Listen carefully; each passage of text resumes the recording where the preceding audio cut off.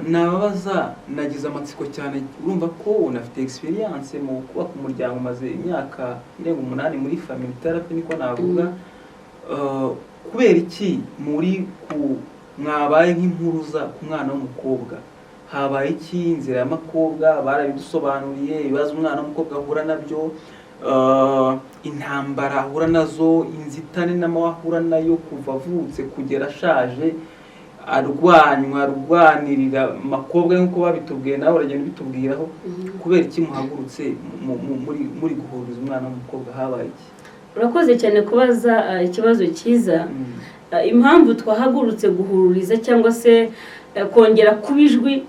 ry'umwana w'umukobwa ari nayo zina inzira y'amakobwa nuko tubona nubwo tumaze imyaka myinshi tubivuga tumaze imyaka myinshi tubishishikariza abantu ariko n'ubundi makobwa aracyafite ikibazo kigenda gite rero nubwo duhururiza amakobwa ariko uko tumuhururiza ibimurwanya byo ntabwo byicaye biracyamusatira kandi uko bimusatira amakobwa ari kugenda agira intege nke bitewe nuko bije bimusanga bimurusha imbaraga bimurusha intege turabizi neza ko muri iki gihe cyitwa amafaranga kiri kubica bigacika makobwa rero ararwanwa iyo amaze kubona yuko akenewe cyane nawe ubw'igihe kiragera bite n'ibimusatira ko bari byinshi akagenda acika intege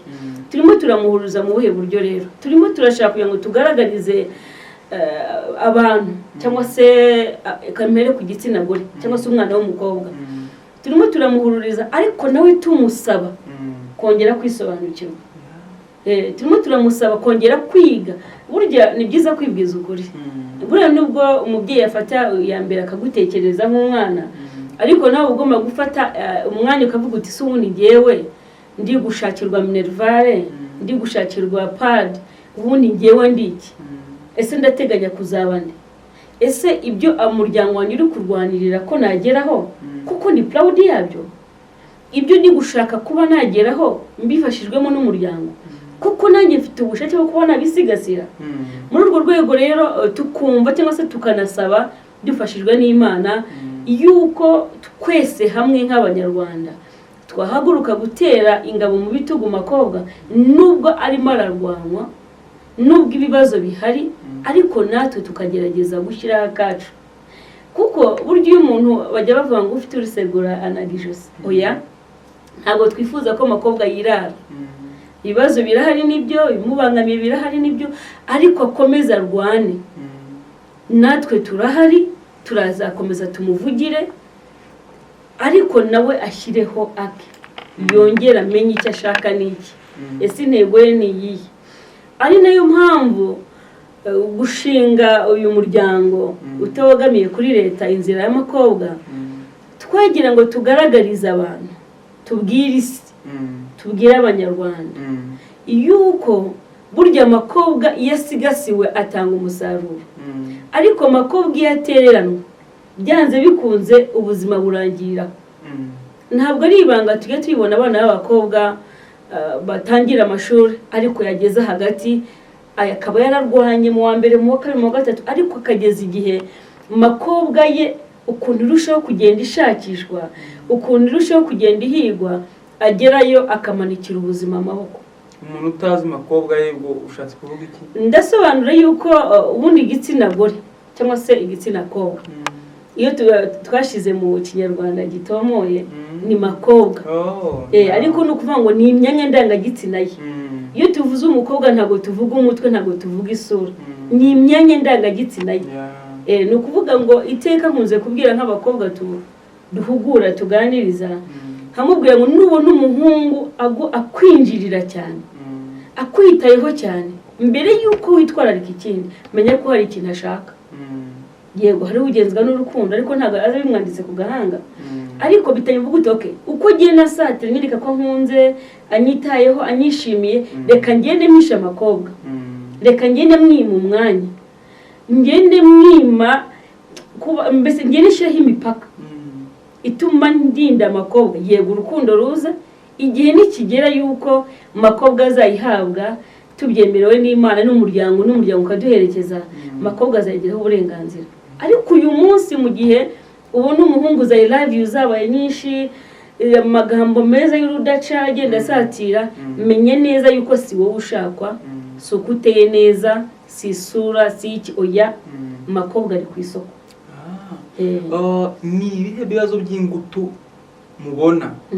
biri kubangamira umwana w'umukobwa, biri kumutsikamira? Uko ku mugani turabona abata amashuri, turabona abari mu buzima bubi, turabona abadafite icyizere, ko na leta igenda ibivuga inzira zo kubaka ubushobozi. Ni ibihe bibazo by'ingutu inzira y'amakobwa ije guhangana nabyo ku rwego rwo kugeza umukobwa ku kigero cyifuzwa koko? Bajya baca umugani mu Kinyarwanda ngo nkunda imigani y'Ikinyarwanda ngo umwana apfa mwiterura. Ni ukuvuga ngo ibyo tuje guhangana nabyo ni uko tugiye gufasha wa mwana w'umukobwa kubanza kwisobanukirwa akiri muto, tukamuha amakuru ageneye n'ubuzima bwe bw'imyororokere. Icyo ni icyambere, abanza amenye ibyo afite, ibyo ari byo n'agaciro kabyo. Namara kumenya agaciro k'ibyo afite azabirinda. Icyo ni icyambere. Kabiri, tuje gufasha umuryango nyarwanda, tuje gufasha aba babyeyi no kongera kubaha ubundi andi makuru yuko wa mwana w'umukobwa ababyeyi niba bamaso, makobwa azagira umutekano, ariko nibarangara gatoya makobwa azateshwa agaciro. Gatatu, tuje kongera gutanga, navuga nk'amahugurwa, niko mvuga, kuba twaganiriza ababyeyi. Ntabwo turi bwirengagize ko ibibazo biri mu muryango muri iki gihe, ibibazo biri hagati y'abagabo n'abagore, birimo biratuma abana barimo barakura bitera icyizere. Ntabwo umwana yakurira kwa se na nyina, abona se na nyina isa ari umusinzi, nyina ataba mu rugo, ibibazo byo mu rugo bihari, byanze bikunze umwana agira role model, agira umuntu w'icyitegererezo azareberaho. Uzarebera kuri mama wese, uzamwigiraho iki? Mama wese nawe yagize umwanya wo gusigasira ahahise. Erega hahise hacu uryo umuntu yakoresheje neza hamugira uwo azabaho, kuko umwana wese burya ategurwa kare. Kubw'ibyo rero tuje kongera kwibutsa abantu, reka tubibutse ku byinshi babizi, tuje kongera kwibutsa abantu yuko muri iki gihe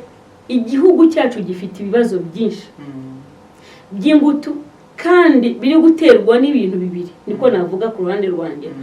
Ni icyambere n'ibibazo biri kubera muri wa muryango, biri gutuma wa mwana akura ariko agakura nabi. Kandi tuzi neza ko uburere buruta ubuvuke. Wa mwana akavuka muri famiye akayisangamo atarahisemo hazavukira, akagira amahirwe make, akakurira muri wa muryango ufite ibibazo. Iyo uvukiye mu muryango ufite ibibazo, hari umwanya ubura, hari ibyo uhezwamo, hari amakuru udahabwa, hari ibyo udakora neza kuko nawe wabyigiye. Nkunze kwivuga ko uyu munsi hari abana b'abakobwa ku isi badafite amakuru ya nyayo ku buzima bwabo bw'imyanya myibarukiro yabo, badafite amakuru ku buzima bw'imyororokere. Cyane no mu Rwanda umuco wacu, idini ho ni ibishitani mu idini, akantu kose kabaye mu izina rya Yesu. Noneho ugasanga wa mwana nubwo agiye guhabwa amakuru, arahabwa amakuru n'umuntu utakayamuhaye, cyangwa arabirahura ahandi abonye kuri social media. Arabura amakuru ku babyeyi, ajye kwegera umusore amubwira ati se kumva ibiheri byanhishe mu maso migenze. Turamenye kubikira nta kundi ni ugukora imibonano mpuzabitsina.